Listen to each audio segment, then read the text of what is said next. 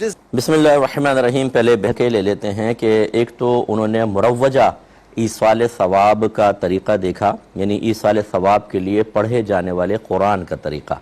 وہ کہتی ہیں اس کا طریقہ ہم نے دیکھا کہ پہلے سورہ فاتحہ پڑھتے ہیں، پھر اندر کی مخصوص آیات پڑھتے ہیں، پھر چاروں قل پڑھے جاتے ہیں۔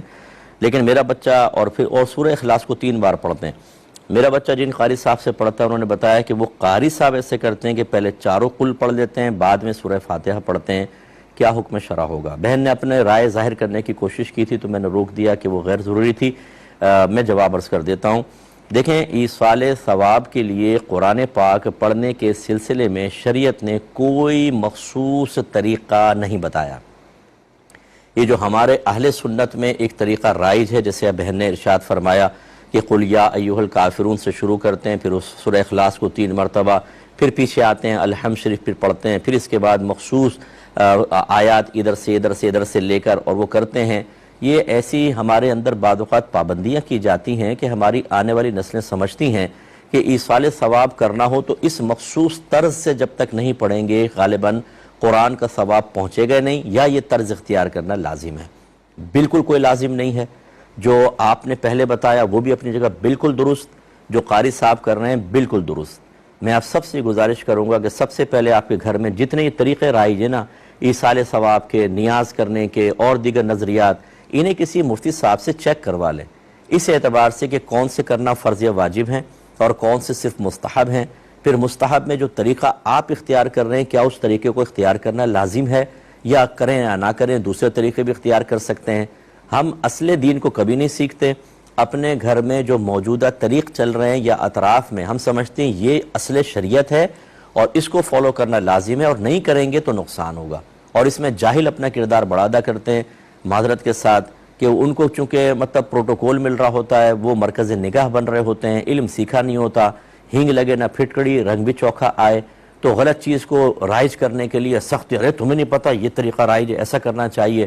اور یہ زیادہ تر بڑے گھر کے بعض اوقات بڑے کر رہے ہوتے ہیں کہ ہمیں مان لو بس، اور اس سے خرابیاں بچوں کے اندر پیدا ہوتی ہیں۔ اصل دین کا دور دور تک پتہ نہیں ہے، اور ہماری بنی ہوئی رسومات نے اصل دین کی جگہ لے کر اور بالکل ایسا ہمارے ذہنوں کو مفلوج کر دیا ہے کہ اس کے خلاف سننے کے لیے تیار نہیں ہے۔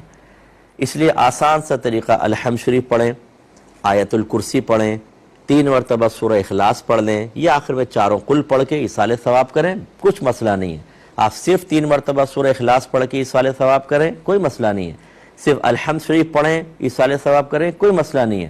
آپ کچھ بھی نہ پڑھیں، کچھ بھی نہ پڑھیں، آپ صرف اللہ کی بارگاہ میں دعا کریں، اللہ تعالیٰ جو میں نے کھانا بنایا اس کا ثواب فلاں بزرگ کو ہم ایصال کرتے ہیں قبول فرما لے، کافی ہے۔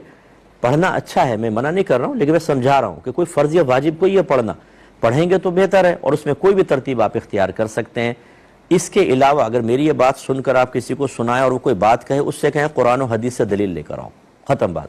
آسان سی بات یہ ہے، اپنے پاس سے اپنے رائے کو اس طرح ظاہر کرنا، اور یہ جتنے اس طرح کے قاری حضرات ہیں کہ جو جب انہیں سمجھایا جائے تو وہ اس طرح اس انداز سے پیش کرتے ہیں کہ علماء مفتیان کرام سب بے وقوف ہیں، ہم جو کر رہے ہیں وہ ٹھیک ہیں، تو ان سے بھی میری گزارش ہے کہ یہ جو آپ لوگوں کے اندر ایک بدعت سرائیت کر رہے ہیں نا، اس کا وبال، اس کا جواب آپ کو آخرت میں دینا ہے۔ یہاں تو ٹھیکہ چل جائے گا، لوگوں کو آپ مروب کر لیں، متاثر کر لیں، ان کو ڈانٹ لیں، ڈپٹ لیں، کسی بھی طرح الفاظ ادا کر کے ان کی نفسیات پر غالب آ کے انہیں اپنی رائے کے مطابق ڈھال لیں، آسان ہے، کر لیں گے آپ۔ میدان محشر میں آپ کو جواب دینا ہوگا، اس کا تھوڑا سا خیال کیجئے۔